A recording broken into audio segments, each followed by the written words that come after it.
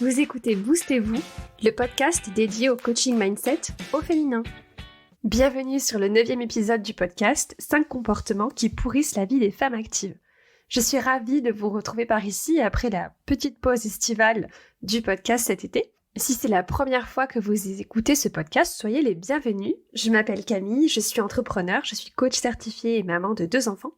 Ma mission, c'est d'aider les femmes à reprendre le pouvoir sur leur vie. J'accompagne les femmes qui veulent se sentir épanouies, en confiance, en s'investissant dans une vie professionnelle qui les passionne, tout en faisant de leur vie personnelle une priorité. Et mon message, ce que je veux transmettre ici à travers ce podcast, c'est que oui, on peut faire les deux.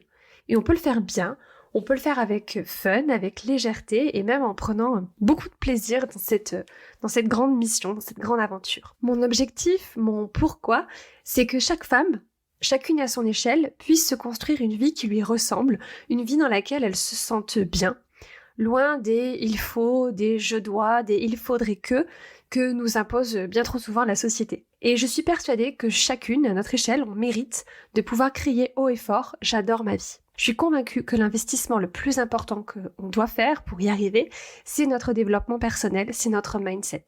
En tant que coach, je suis là justement pour partager des conseils, des outils simples, concrets, pour comprendre ce qui se passe dans nos cerveaux. Mon rôle, c'est de vous aider à développer le bon mindset, le bon état d'esprit, pour vous aider à avancer vers les changements, grands ou petits, que vous avez envie de mettre en place pour atteindre justement cette vie qui vous fait rêver, cette vie idéale. Pour ça, je vais vous aider à comprendre vos schémas de pensée, vos croyances limitantes, vos émotions, vos comportements, pour que vous puissiez construire cette vie sur mesure, bien au-delà de ce que vous pensez possible aujourd'hui. Dans l'épisode d'aujourd'hui, je vous propose de passer en revue les 5 comportements qui nous pourrissent la vie. Ces comportements qui nous épuisent, qui nous bloquent, qui nous empêchent de nous mettre en avant vers la vie idéale, vers nos objectifs, vers cette vie idéale qu'on s'imagine. On va voir ensemble pourquoi ces comportements nous épuisent et comment on peut essayer d'y mettre un terme, comment on peut essayer de trouver d'autres façons de penser, d'autres façons de se comporter vis-à-vis de ces 5 comportements. Je vous ai préparé, en complément de cet épisode de podcast, des exercices pratiques en mode introspection, auto-coaching, pour justement vous aider à vous débarrasser de ces comportements, de ces croyances toxiques et vous accompagner dans l'ancrage de nouvelles croyances, de nouvelles pensées que vous auriez envie d'adopter pour mettre un terme à ces comportements. L'objectif, c'est de vous aider à reprendre la responsabilité, à reprendre le contrôle, à reprendre le pouvoir sur votre vie et sortir du mode pilote automatique. Donc vous pouvez télécharger ce guide dans le lien de cet épisode de podcast ou sur mon site internet wonderfulmaman.com. C'est possible que vous vous reconnaissiez plus ou moins dans les comportements dont on va parler, peut-être dans un, plusieurs ou tous, que vous allez vous retrouver ou pas du tout. Comme souvent dans les épisodes de podcast, je vous invite ici à écouter cet épisode avec curiosité et à continuer votre journée, votre semaine, en étant justement dans cet état d'esprit de curiosité et d'analyse de vos propres pensées, et de vous poser la question, est-ce que oui ou non, j'ai certaines des pensées toxiques qu'on va décrire ensemble? Est-ce que j'ai certains de ces comportements? Parce que la première étape du changement, c'est toujours de faire un état des lieux et d'identifier quels sont les points qui pourraient éventuellement nous bloquer dans ce changement qu'on a envie d'entreprendre. Donc on y va, c'est parti. Premier comportement qui nous pourrit la vie, c'est la recherche de l'équilibre pro-perso. L'équilibre de vie, c'est un mythe, ou une licorne, comme vous préférez. Je rencontre beaucoup de femmes actives, beaucoup de working moms qui, à un moment dans leur vie, se retrouvent à chercher ce fameux équilibre. Elles vont essayer de mieux s'organiser, de mieux répartir leur temps, de changer leurs horaires de travail. Elles vont peut-être prendre par exemple un travail à temps partiel, voire elles vont carrément décider de changer de métier, de changer de carrière, de se reconvertir. Et je vois beaucoup de femmes qui font le choix de l'entrepreneuriat pour ces raisons-là, pour cette question d'équilibre de vie. Et pourtant, j'ai pas encore rencontré de femmes qui me disent oui, j'ai trouvé la recette de ce fameux équilibre de vie, il suffit de consacrer tant et tant de temps aux différentes sphères de notre vie. Et d'ailleurs, je l'ai pas trouvé moi-même. Ce comportement nous épuise tout simplement parce que ce fameux équilibre de vie n'existe pas. Du moins, pas à l'extérieur de nous. C'est-à-dire que l'équilibre, c'est pas quelque chose de factuel. L'équilibre, c'est pas lié à nos circonstances de vie, ça ne correspond pas à une répartition équitable, équilibrée et proportionnée du temps entre nos différentes sphères de vie. L'équilibre, c'est une émotion. Et donc c'est quelque chose qui va se trouver à l'intérieur de soi et pas à l'extérieur. Le sentiment d'être équilibré, d'avoir une vie équilibrée, vient de nos pensées, comme 95% de nos émotions d'ailleurs. Donc si on recherche cet équilibre de vie, il faut aller regarder ce qui se passe du côté de nos pensées pour réussir à générer cette émotion d'équilibre, plutôt que de regarder au niveau de nos circonstances. Donc nos circonstances, c'est tous les éléments factuels de nos vies, donc ça peut être notre travail, nos horaires, notre conjoint, nos enfants, les horaires de l'école, les plannings, etc. Et on a justement l'impression de mener une vie équilibrée quand on a le sentiment que l'utilisation de notre temps reflète nos priorités. D'ailleurs, plutôt que de parler d'équilibre, personnellement, j'ai arrêté de parler d'équilibre dans mon discours intérieur et je préfère parler d'harmonie ou de balance. C'est-à-dire que oui, il y a des moments dans ma journée, il y a des moments dans ma semaine, dans mon mois, dans mon année, où ma priorité ce sera le travail. Et c'est des moments où j'ai envie de consacrer la majorité de mon temps à mon travail. À l'inverse, il y a des moments où ma priorité, ce sera ma vie perso, mes enfants, ma famille, moi-même, en fonction des besoins des uns et des autres. Cet équilibre, ça ressemble plutôt à rechercher l'harmonie au milieu des déséquilibres. Concrètement, ça veut dire que s'il y a des lessives en retard quand je suis sur un gros projet pro, c'est pas grave. Et à l'inverse, ça peut vouloir dire aussi que je peux être moins investie au travail pendant une certaine période parce que, par exemple, une de mes filles est malade ou parce que moi, je suis malade, et c'est ok aussi. Une pensée que j'ai envie de vous proposer, une pensée alternative que j'ai envie de vous proposer plutôt que cette recherche de l'équilibre, c'est de se dire par exemple, je m'autorise à avoir des priorités différentes en fonction des jours et des moments de la journée. Vous retrouverez dans le guide à télécharger une liste de plusieurs pensées pour essayer de vous sortir de cette recherche de l'équilibre à l'extérieur de soi et d'aller plutôt le chercher à l'intérieur de soi. Dans le mini-guide, il y a une liste de pensées et vous avez des exercices d'application, des exercices d'introspection en mode auto-coaching pour vous aider à adopter la nouvelle pensée que vous aurez choisie. Le deuxième comportement qui nous pourrit la vie, c'est de se comparer aux autres. On a tendance à se comparer aux autres mamans, si on est maman, aux autres entrepreneurs, aux autres salariés, si on est salarié, bref, aux autres êtres humains. Je veux commencer par vous rassurer, c'est normal de se comparer. Nous sommes des êtres sociaux en tant qu'êtres humains et notre cerveau utilise la comparaison pour essayer de déterminer quelle est notre place dans le groupe. C'est un processus primitif qui a été utile, qui a eu son utilité, puisque à un moment donné dans l'évolution de l'humanité, la place dans le groupe déconditionnait l'accès aux ressources, que ce soit la nourriture, la sécurité ou le confort qu'on était en mesure de recevoir. Mais on est d'accord que c'est plus tout à fait le cas aujourd'hui.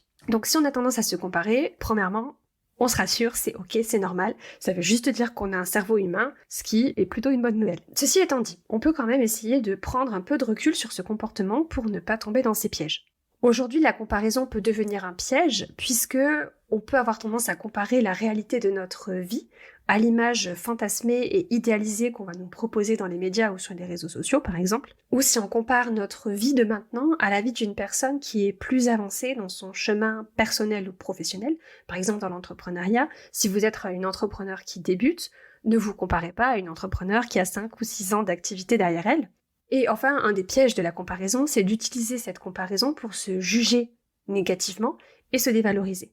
La comparaison nous épuise, la comparaison nous pourrit la vie, puisque aujourd'hui, si on se compare, on peut en tirer des conclusions sur nous-mêmes et sur notre valeur en tant qu'individu. On peut avoir tendance à se dire qu'on n'est pas assez, ou qu'on est trop comme ceci ou trop comme cela, qu'on ne sera jamais aussi organisée, patiente, sportive, dévouée, performante, disciplinée que telle ou telle personne, réelle ou fictive. Ces pensées peuvent nous faire nous sentir hyper mal, on peut ressentir de la jalousie, de l'envie, du découragement, on peut se sentir déprécié, démotivé, dépassé et submergé par l'écart entre notre vie réelle et ce qu'on voit de la vie des autres. Et en plus, quand on passe son temps à se comparer à la vie des autres, on n'est pas présent à notre propre vie. On va avoir du mal à profiter de notre vie telle qu'elle est et à apprécier le moment présent, et le risque c'est de passer à côté de notre propre vie. Une pensée que j'ai envie de vous proposer pour vous débarrasser de cette tendance à la comparaison, ce serait par exemple « Les succès des autres m'ouvrent le champ des possibles ». Vous avez là aussi dans le mini-guide une liste de pensées dont vous pouvez vous inspirer pour changer votre façon de vivre la comparaison. Parce que comme je vous le disais, se comparer c'est ok, c'est normal. Par contre, ce qui nous pourrit la vie, c'est quand on tire des conclusions sur nous-mêmes, sur notre propre vie, de cette comparaison. Troisième comportement qui nous pourrit la vie, c'est croire qu'on a besoin de plus de temps. Alors ça, c'est un comportement qui est épuisant et qui nous rend absolument pas service. Donc si vous vous dites souvent dans votre discours intérieur ou si vous dites souvent aux autres « je n'ai pas le temps, je suis débordée, j'ai trop de choses à faire, si seulement j'avais un plus de temps ». Je crois que ce sont les phrases que j'entends le plus dans la bouche des femmes de mon entourage, dans ma famille, mes amis, les autres entrepreneurs autour de moi, mes collègues ou mes clientes, mes coachées. Et ce sont des pensées hyper fréquentes chez les femmes qui se sentent débordées et qui veulent améliorer leur gestion du temps. Et on est hyper nombreuses à entretenir la pensée que nos vies seraient bien mieux si on avait plus de temps. Pourtant, ces petites phrases, ce sont que des pensées. C'est-à-dire que c'est une façon de percevoir la réalité. Et comme toutes les pensées, elles ne sont ni factuelles, ni obligatoires, ni vraies dans l'absolu. Et si je vous disais même que ces pensées sont optionnelles? Le temps, c'est une construction mentale. C'est-à-dire que collectivement, on a décidé que les journées feraient 24 heures, que les semaines feraient 7 jours, etc. Et on essaie d'organiser nos vies autour de cette perception du temps. Mais quand on vit avec cette croyance qu'on n'a pas assez de temps, qu'on a besoin de plus de temps, en fait, on va placer la gestion de notre vie, de nos émotions, de nos comportements, dans les mains de quelque chose sur lequel on n'a absolument aucun contrôle, c'est-à-dire le nombre d'heures qu'il y a dans une journée. Et on peut même pousser la réflexion un petit peu plus loin, parce qu'aujourd'hui, si vous passez la majorité de votre journée dans le stress, l'anxiété, la précipitation, le débordement, l'énervement, la frustration, je suis prête à parier que si vous aviez 1 heure de plus par jour, vous la passeriez aussi dans cet état émotionnel inconfortable et désagréable. Et c'est peu probable que vous passeriez cette heure-là dans la sérénité, le calme, la joie et la confiance. Dans ces conditions-là, on peut se dire, à quoi bon avoir 1 heure en plus si c'est pour avoir plus de stress, de débordement et d'émotions inconfortables dans sa vie, n'est-ce pas? Cette conviction qu'on a besoin de plus de temps, pourquoi ça nous épuise? Parce que ça nous fait lutter contre la réalité du temps, ce qui n'est ni utile ni productif. Parce que quand on pense qu'on a besoin de plus de temps, on se positionne en victime du temps, on se positionne en victime de notre emploi du temps, et ce qui n'est pas franchement utile non plus. Et parce que cette conviction qu'on n'a pas assez de temps et qu'on a besoin de plus de temps, c'est quelque chose qui va nous faire sentir mal émotionnellement, on va se sentir stressé, débordé, incompétent, pas capable, pas assez, etc. Donc plutôt que de se dire qu'on n'a pas assez de temps, qu'on a besoin de plus de temps, je vais vous proposer une pensée alternative. Une pensée que moi j'aime beaucoup, c'est « j'ai tout le temps dont j'ai besoin pour faire ce qui compte vraiment ». Si cette pensée vous parle pas, si vous ressentez de la résistance rien qu'en l'entendant, je vous invite à aller télécharger le guide qui accompagne cet épisode de podcast. Vous y trouverez plus de pensées pour vous aider à déconstruire cette croyance du « j'ai besoin de plus de temps ». 4e comportement qui nous pourrit la vie, c'est essayer de tout faire. J'appelle ça le syndrome de la to-do list de l'enfer. Ma conviction, c'est que on est tous capables de faire absolument tout ce qu'on veut. Par contre, on ne peut pas tout faire. On vit dans une société qui valorise le faire, qui valorise la productivité, qui valorise l'activité et l'occupation. Et on a développé cette tendance, individuellement et collectivement, à considérer que notre valeur en tant qu'individu est directement liée à notre productivité. Comme si notre valeur en tant qu'être humain a été déterminée par nos accomplissements, comme si notre valeur dépendait de ce qu'on fait plutôt que de ce qu'on est. Et cette croyance peut vite se transformer en un besoin de faire ses preuves, mais on peut se poser la question auprès de qui est-ce que j'ai envie de faire mes preuves et surtout pourquoi. Parce que cette conviction qu'on devrait faire plus, qu'on devrait faire mieux, partout, tout le temps, elle nous donne l'impression qu'on rate nos vies. Pourquoi ce comportement nous épuise? C'est parce que avec cette idée qu'on peut tout faire et qu'on doit tout faire, on vient toucher du doigt ce sentiment hyper désagréable et hyper répandu de culpabilité. Cette culpabilité, je la rencontre énormément chez les femmes de mon entourage et particulièrement chez les mères. Elle provient souvent de cette conviction qu'on peut tout faire et qu'on doit tout faire. Parce que cette croyance, elle va remplir notre tête de « je dois », de « il faut », de « je devrais », et ça va se traduire en une to-do list interminable qui nous épuise et une charge mentale qui nous pourrit la vie. Toutes ces pensées, du « je dois », du « il faut », de « je devrais », ça nous conduit à l'épuisement. Quand on est une femme qui veut s'investir à la fois dans sa vie personnelle, dans sa maternité par exemple, et dans sa carrière ou dans le développement de son entreprise, cet état d'esprit de performance risque de nous pousser à vouloir surperformer justement, à la fois dans notre vie personnelle et dans notre vie professionnelle. Personnellement, je l'ai particulièrement ressenti quand je suis devenue maman. Je me suis surinvestie dans ma parentalité parce que je voulais être parfaite, parce que j'avais cette liste de « il faut », de « je dois » en permanence qui tournait dans mon cerveau et qui faisait que j'avais une to-do list interminable et une charge mentale infernale. Vous vous reconnaissez peut-être dans son comportement si vous êtes convaincu que vous devez travailler comme si vous n'aviez pas d'enfant et materner comme si vous n'aviez pas de travail.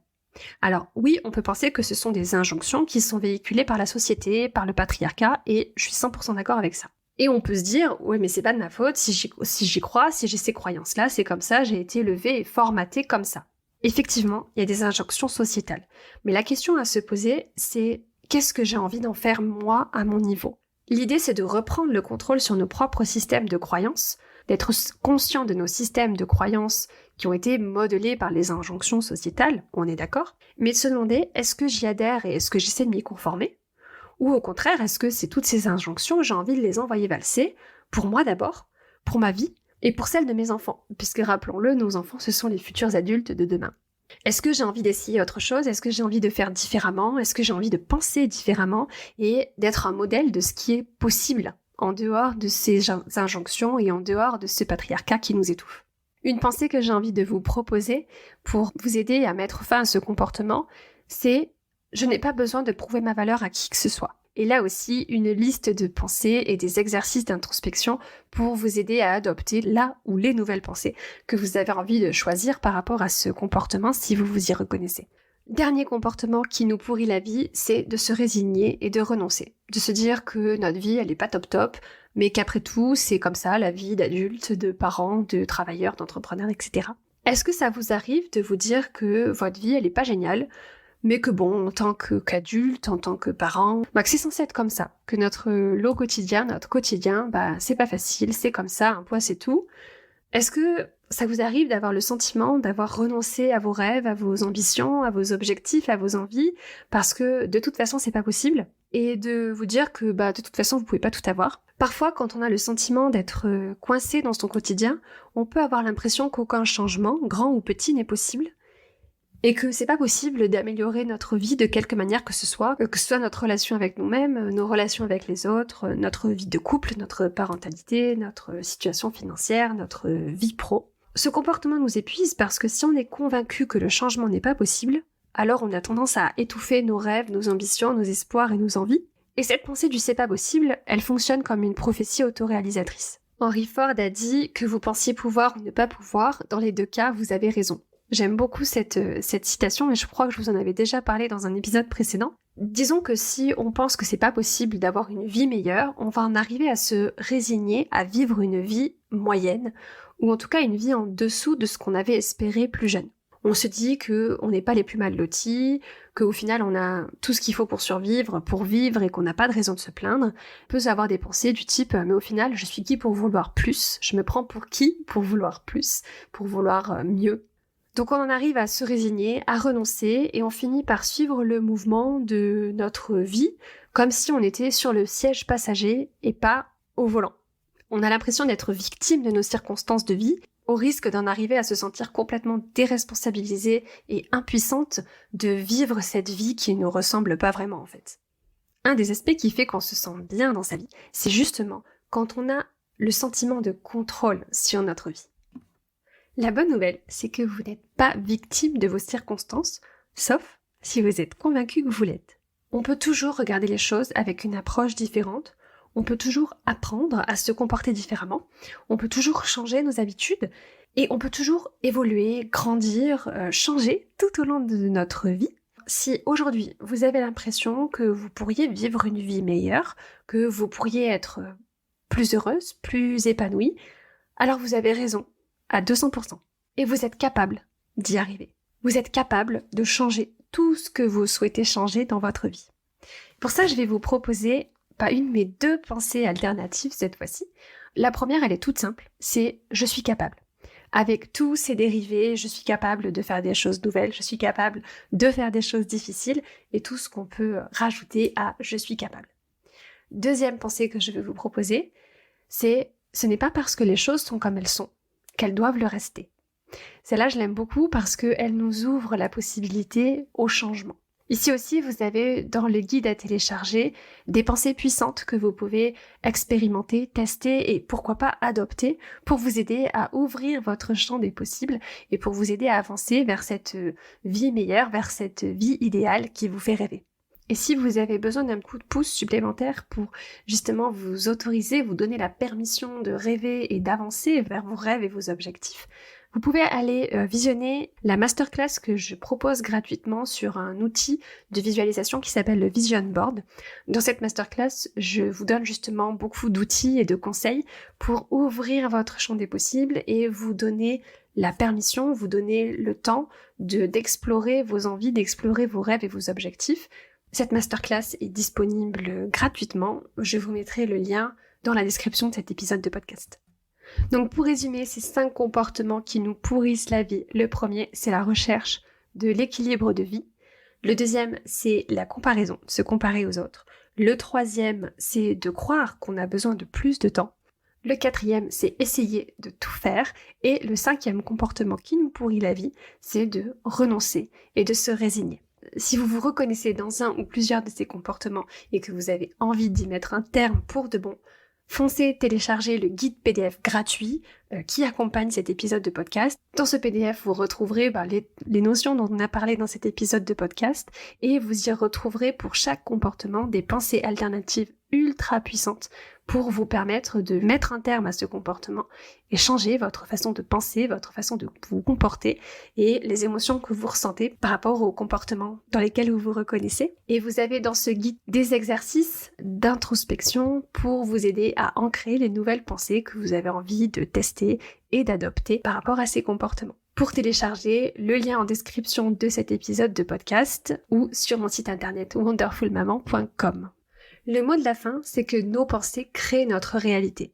Apprendre à comprendre nos propres pensées et à les superviser, ça change absolument tout dans nos vies. Quand on a compris pourquoi on pense ce qu'on pense, pourquoi et comment naissent nos émotions, et comment ces émotions influencent nos comportements, alors on a vraiment tous les outils en main pour reprendre le pouvoir sur nos vies et pour pouvoir se sentir mieux pour de bon. Et c'est justement ces outils-là que j'utilise et que je transmets à mes clientes en coaching. Donc si vous avez envie qu'on en discute ensemble, vous pouvez réserver une session de bilan gratuite avec moi. C'est une conversation d'1 heure pendant laquelle on va créer de l'espace pour l'exploration de vos rêves, de vos envies, de vos désirs, grands ou petits, de tout ce que vous avez envie de changer dans votre vie.